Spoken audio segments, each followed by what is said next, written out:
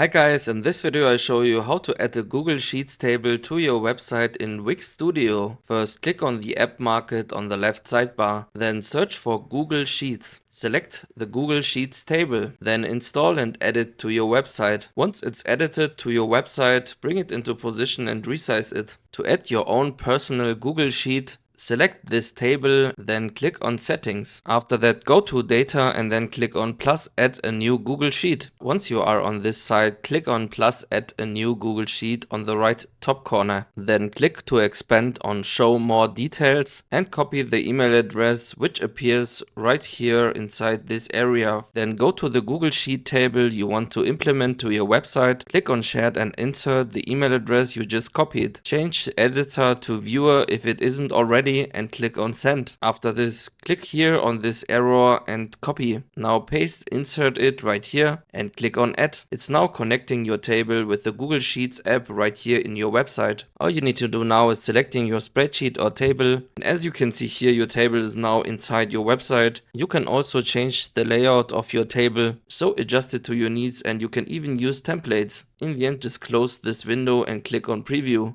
And this is how it looks like with your own Google Sheets table inside your website. Thank you very much for watching and see you next time.